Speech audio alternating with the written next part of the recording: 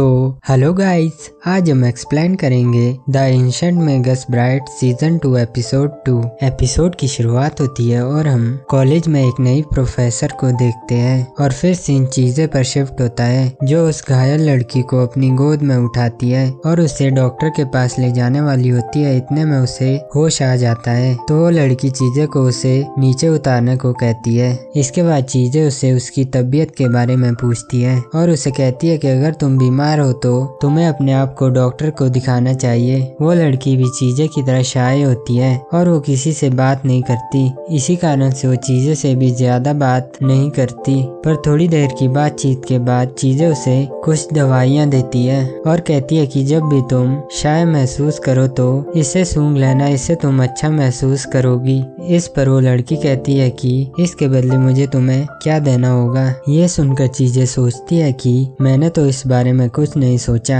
और कुछ देर बाद वो कहती है कि तुम मुझे इन दवाइयों के बारे में बता सकती हो कि ये कैसा काम कर रही है, जिस पे वो लड़की मान जाती है। इसके बाद चीजें वहाँ से आगे चली जाती है और पीछे हम देखते हैं कि उस लड़की के पास एक और लड़की आती है जो उसका नाम फिलोमेला बताती है और फिलोमेला उस लड़की का नाम वेरोनिका बताती है। तब वेरोनिका फिलोमेला से पूछती है कि क्या तुम किसी से बात कर रही थी, जिस पर फिलोमेला मना कर देती है। और फिर हम चीजें को देखते हैं जो एलाइस के पास पहुंच जाती है और उसे देखकर वो कहती है कि जब हम पिछली बार मिले थे तो तुम्हारे बाल लंबे थे। जिस पर एलिस कहती है कि मुझे अपने कॉन्ट्रैक्ट को पूरा करने के लिए करना पड़ा। और तभी वहाँ पर विस्प आ जाता है जिसके साथ एलिस ने कॉन्ट्रैक्ट किया होता है। और एलिस कहती है कि मुझे नहीं पता कि इसने मेरे साथ डील क्यों की। जिस पर विस्प कहता है कि क्योंकि तुम्हारे अंदर एक आग है, ये कारण हमारी डील के लिए काफी है। तभी एलिस चीजें को एक पोटली दिखाती है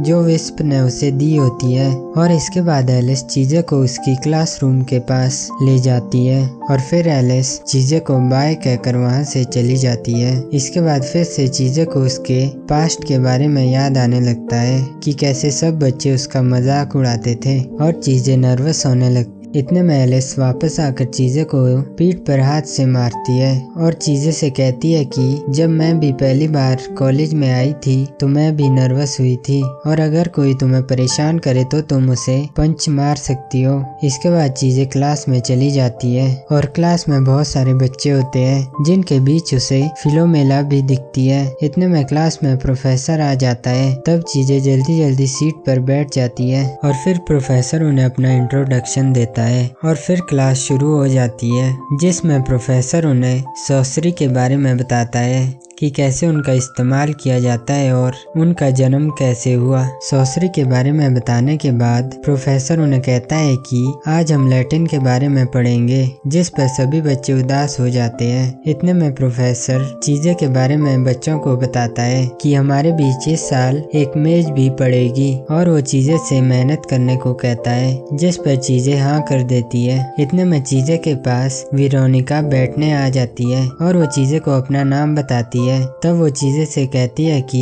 क्या तुम मुझे जादू दिखा सकती हो। जिस पर चीजें कहती है कि हाँ, मैं तुम्हें जादू दिखा सकती हूँ। इसके बाद क्लास खत्म हो जाती है। तब हम चीजें को एक जगह सीढ़ियों में खड़ी देखते हैं। इतने में वहाँ पर एलिस आ जाती है और वो चीजें को ऐसा देखकर उसके पास चली जाती है और उससे बातें करने लगती है। और कुछ देर बाद वो दोनों साथ में दूसरी क्लास में चली जाती है जहाँ पर एलाइस एक औरत बनकर उनकी क्लास में उन्हें पढ़ाने के लिए आया होता है। एलाइस को लड़की के रूप में देखकर एलिस चीजें से पूछती है कि क्या तुमने एलाइस को इस रूप में पहले देखा है, जिस पर चीजें मना कर देती है। तभी चीजें का ध्यान रेनफ्रेड पर जाता है जो साइड में खड़ा होकर उन सबको देख रहा होता है। इतने में एलाइस उन्हें जादू के बारे में बताने लगता है कि कैसे जादू के लिए केवल सॉर्सरी की जरूरत नहीं होती।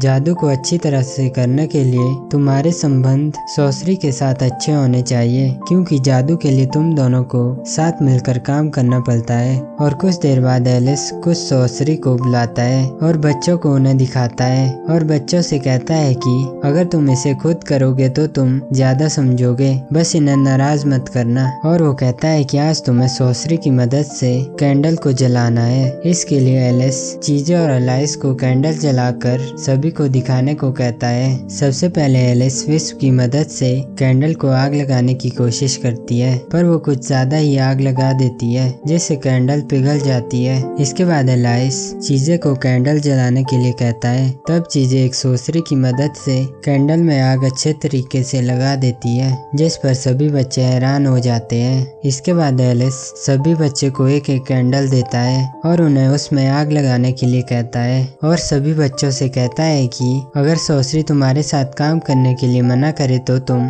उनके साथ जबरदस्ती नहीं करोगे। और एलिस रेनफ्रेड को भी बच्चों पर ध्यान देने के लिए कहता है। इसके बाद सभी बच्चे एक एक करके कैंडल जलाने की कोशिश करते हैं, जिसमें कुछ बच्चों को सोसरी मना कर देती है। उनमें से एक बच्चे को गुस्सा आ जाता है और वो सोसरी पर चिल्लाने लगता है, जिससे सोसरी नाराज होकर उस बच्चे पर हमला कर देती है। और तभी उन दोनों के बीच में एलिस अपने असली रूप में आ जाता है और वो सोसरी को शांत करता है। और तब चीजें एलिस के पास आती है और एलिस चीजे को उस सोसरी को दे देता है और चीजे से कहता है कि इसे शांत करने की कोशिश करो। इसके बाद एलिस सभी बच्चों को कहता है कि इसीलिए मैंने कहा था कि अगर सोसरी तुम्हें नापसंद करे तो तुम उनके साथ जबरदस्ती नहीं करोगे। और एलिस सभी बच्चों से कहता है कि जो भी जादू सीखना चाहते हैं वो अपना हाथ खड़ा करो। और सभी बच्चे अपना हाथ खड़ा कर देते हैं। इस पर एलिस कहता है कि मैं तुम्हें सुजेस्ट करता हूँ कि